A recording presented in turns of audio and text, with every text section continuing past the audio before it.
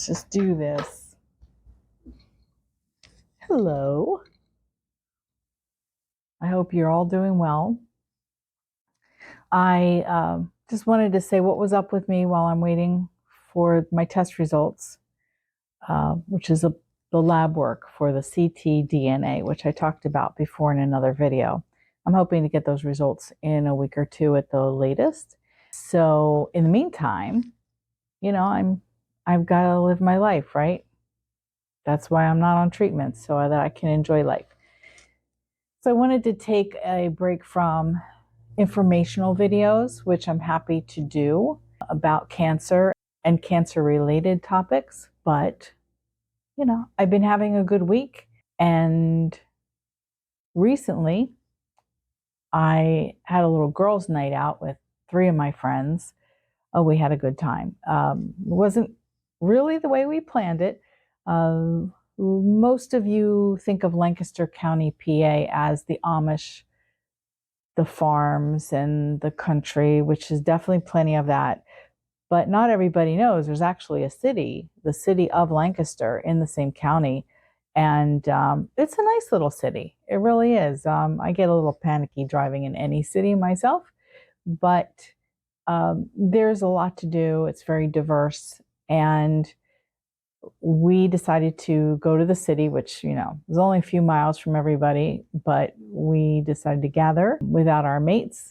We booked a hotel, and after we checked in, we went to our first little bar, which was an indoor-outdoor kind of thing, that it was a sports bar, but the whole one side was open to the outside.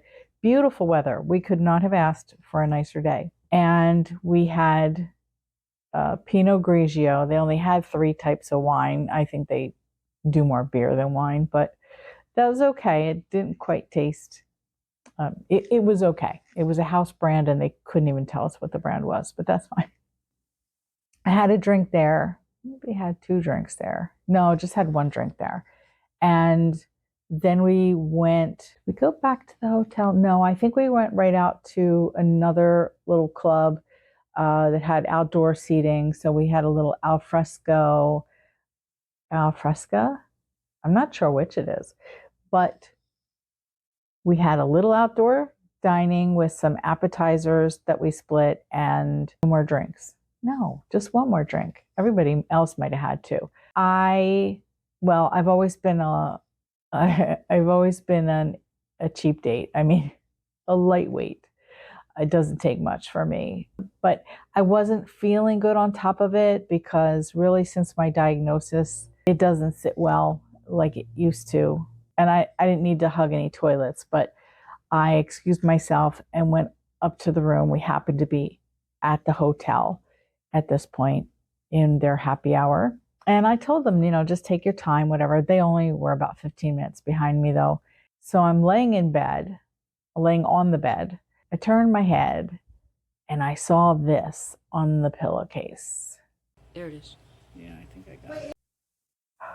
Oh my gosh. The girls came in, and I took the pillow into the bathroom to take that picture. And I said to the girls, I don't think I've ever seen a bed bug in person, but I think this is a bed bug. So we had a little bit of a debate going back and forth, and we're trying to Google it, and bear in mind we've all had a couple drinks in us, and we're having problems identifying it. So finally Google got the shot I guess it needed, and it said it was a bed bug.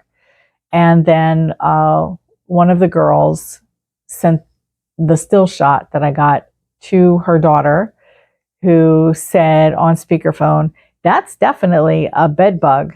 You girls need to put all your stuff in the bathtub." We could not find any other trace of the bed bug, but I was so glad that her daughter could validate that this is what we're dealing with. So someone had texted the girl who booked the hotel and asked how the stay was going so far. So she texted back that we found a bed bug and we have concerns. So they got back to us, and we talked to them on the phone, and it was kind of like, yeah, we don't want to stay here, even though we couldn't find any other signs of any bed bugs. I mean, it could have been a rogue that came through an outlet or something, but if there's one, there's more. I mean, that's just the way that goes, and I don't want to find out the hard way. So they offered us another room on the same floor and then on a different floor. And we were kind of like, we were going to accept it. And then we thought, yeah, let's go. Let's just leave. So we did that, and we went back to one of the girls' houses who was not too far. And we had a great night. We had, did we even drink anymore? I don't know. We just had it fun. We sat on the patio with candles, and it was just really nice. It was nice. And then we sat in the living room, we just talked, and one person sort of gave up a little early, and then she needed to do that. That's all I'm going to say. I did take some pictures and some video, but I don't really have permission to do that. Maybe I'll find a picture, I can just blur their faces out, just so you know I have friends. I really do. Anyway, these are the times when I want to make memories while I can and while I feel well enough to do that. And these are the days that are precious, even if I'm laying around the house. I don't want to spend a lot of days without my husband, but he can't entertain me 24/7 either. So I am enjoying as much as I can with friends, but not as much as I used to. Just sort of limiting that, but that was a really good time. And I hopefully will be doing that again. The next big thing is going up to Vermont with one of these girls, Tracy. And we've taken trips together before. She has a van with a bed and a kitchen, and it's really cute.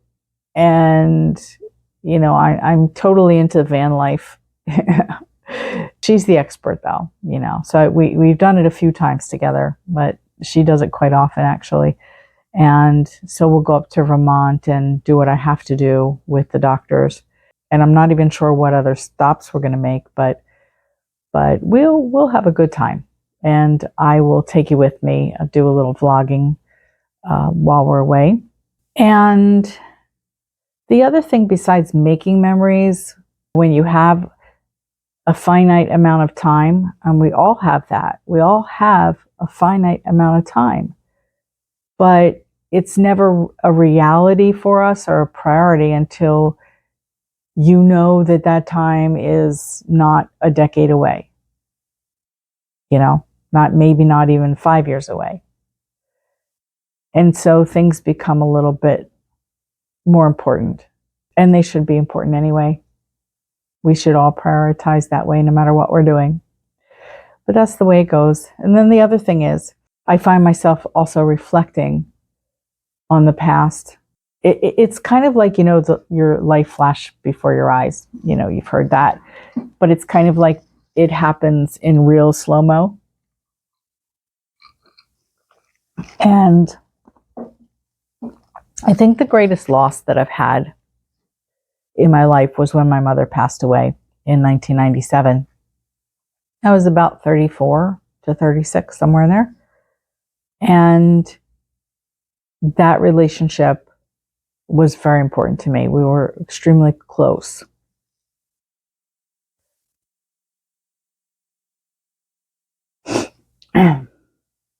Well, Mother's Day just passed, and the anniversary of her crossing is in a few days. So this is always a rough week for me, That is the one thing that I am, if I had to look forward to anything about passing to the other side, it would be knowing that I will see her again. And her name was Gloria. Yes, we named the cat after her.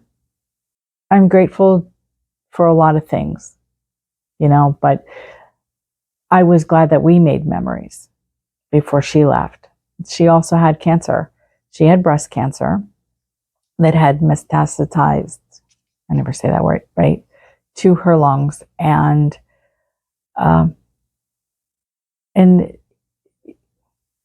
we didn't talk about it being terminal. She was actually in the middle of chemo treatments when she passed. And she passed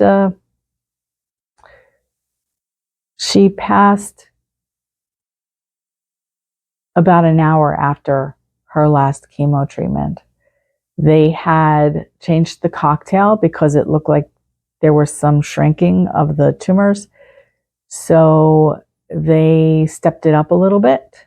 And I think that the chemotherapy ended up throwing her into a heart attack. And so that was very hard and sudden, because you don't know which way it's going to go, and then it just went, and it was just threw me for a loop for sure. And she's very missed. She was a loving person. It was standing room only at her funeral service. And yeah, she touched a lot of people. But we made a lot of memories. I probably should share stories with you, and because you're my therapist, remember that? Yeah, you're my therapist. Let's see. Yeah, there is one. Well, I've got a couple favorites. Here's one. My first husband and I were living in northern New Jersey at the time, and she was coming up from Florida on occasion to visit. And she was a smoker really to the end. I mean, I think she was smoking even on chemo. And when she was visiting us, we always accommodate her with an ashtray or whatever. But she didn't smoke indoors. I mean, that was a policy at home as well. So she went out to the side porch. I was in the kitchen, and there's a door from the kitchen out to a side porch. And she went out, and it was, I think I was doing the dishes, and it was after dinner. She had asked where the porch light was. And I told her we had the clapper. Do you remember that? Back in the day, you'd clap and the lights would go on. So she was out there clapping, and the lights weren't working. No, they really weren't working. We didn't have a clapper. And she turned around after a while, because she wasn't just doing this. She was doing this because she didn't know where the sensor was. She had her hands all up in the air, and all I'm thinking is, I'm glad it was dark because the neighbors could all see her, but she felt like a fool. She just goes, after a while, she goes, wait, you don't have the clapper, do you? Anyway, it's one of my favorite stories. Kind of making fun of each other a lot, or just pulling pranks was our thing. So yeah, I'll share more stories as we go along. So that's it. I just wanted to touch base with you, and because it's not all about giving you cancer information. I want to share the journey with you. I'm a little confused about the journey. It's not your typical journey, because I'm not having a lot of sick days. But I guess the next thing is that test result, and Vermont is just a little over a week away. In the meantime, I don't know what the next video brings. But until then, I would really appreciate if you would just like and subscribe before you forget. And that really helps me build my audience. And so I appreciate that. Anyway, thanks for listening to me, blah, blah, blah, blah. And I love you all. Just feel blessed, be blessed, and I'll be back with you soon. All right. See you in a couple of days. Bye.